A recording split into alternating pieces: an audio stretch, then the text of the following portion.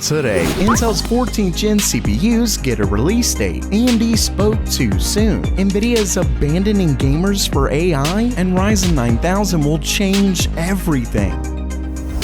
Welcome everyone to Gamer Meld.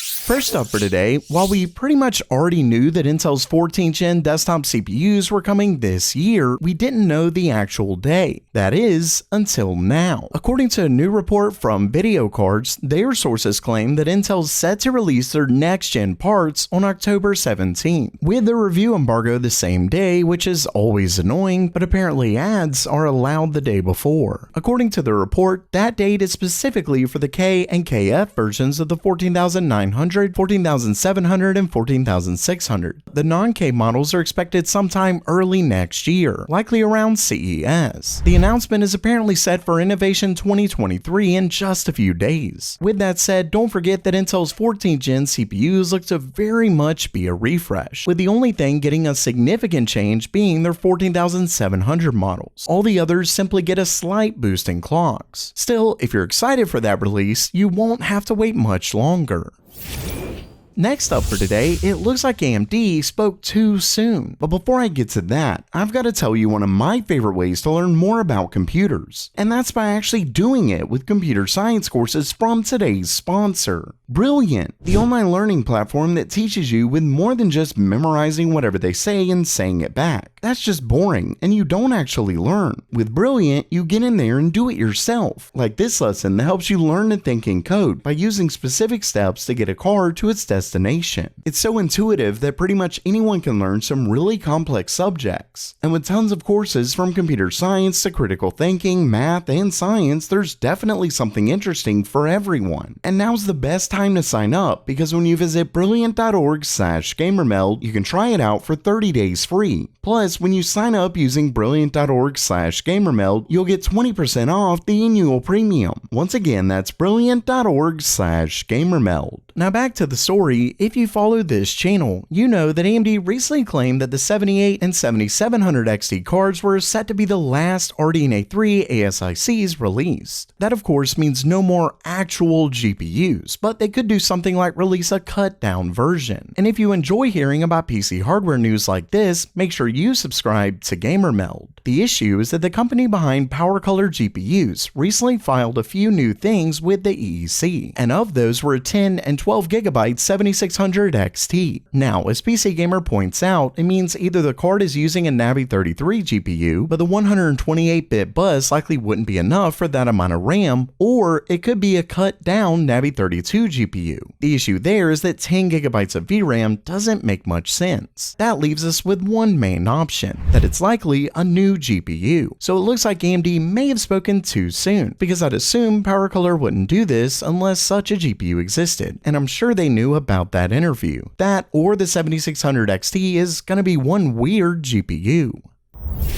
Next up, it looks like Nvidia is abandoning gamers, to the point where it could be their fault entirely for the issues plaguing their GPUs with Starfield. In a new video from Moore's Law is Dead, he reiterated some earlier issues he claimed to have heard from Nvidia employees. For starters, you can see that two sources confirmed that Nvidia is moving money that would have gone to gaming over to AI. Now, if you follow market trends in any way, you've probably seen the meteoric rise in Nvidia's stock price over the last year. I mean, we're talking well over 200% increase. And for such a large company already, that's a big deal. And it's all thanks to AI. So according to this, Nvidia is now moving funding from gaming to AI, with one source actually claiming that Nvidia's focus on AI caused them to put less effort into day one Starfield optimizations. And I will say that Nvidia recently released a new driver that turns on resizable bar in Starfield, so something you'd think they would have already done. Not only that, but according to this, Bethesda's mad at Nvidia because obviously they're getting blamed along with the whole AMD partnership. And of course, their game doing bad could actually help Nvidia because it makes people think that it's somehow AMD's fault. Of course, as I said in a recent video on that, I knew it wasn't AMD. I more thought it fell on Bethesda, but if this is right, it could actually be Nvidia's fault. What's worse is that if this is true, it means Starfield won't be the last game this happens to.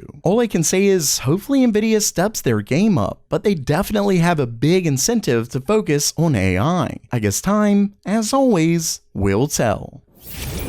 And lastly for today, it looks like AMD's Ryzen 9000 could bring a massive change to AMD's next-gen CPUs like we've never seen before. The story comes from a new video by Red Gaming Tech, where he discusses some things he's been hearing in regards to Zen 6. Remember that Zen 6 is not the next generation Ryzen CPUs, but the one after that, so it's a ways off, but I think this is a really interesting story, because what Red Gaming Tech is hearing from a couple of his sources is that AMD's Ryzen 9000 chips are set to include a hybrid core architecture, meaning a big dot little design similar to what Intel did starting with their 12th gen CPUs. Remember that AMD's Mark Papermaster made it clear that they are working on using hybrid cores in PCs. I mean, he was point blank asked about it and he said absolutely, but then David McAfee seemed to come in and counter that. But if you look, he more seems to be discussing the difficulties of it, and then he mentions laptops where you'll see it, quote, adopted much more quickly. So it may just be that Mark Papermaster got a bit too excited and talked about things like Zen 6, but then AMD had to backpedal a little. Of course, it may be a bit too early to say for sure because AMD has time to change some things before Zen 6, but it's definitely interesting. Not only that, but Red Gaming Tech claimed that AMD is debating between moving past their AM5 socket for Zen 6.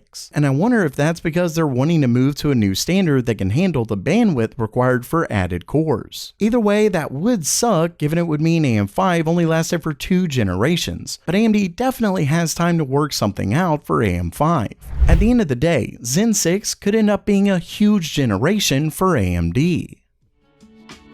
So while that does it for today, what do you think about Nvidia potentially moving resources away from gaming to AI? Let me know down in the comments below. And don't forget to try out Brilliant for free at brilliant.org/gamermeld. And as always, have a great day.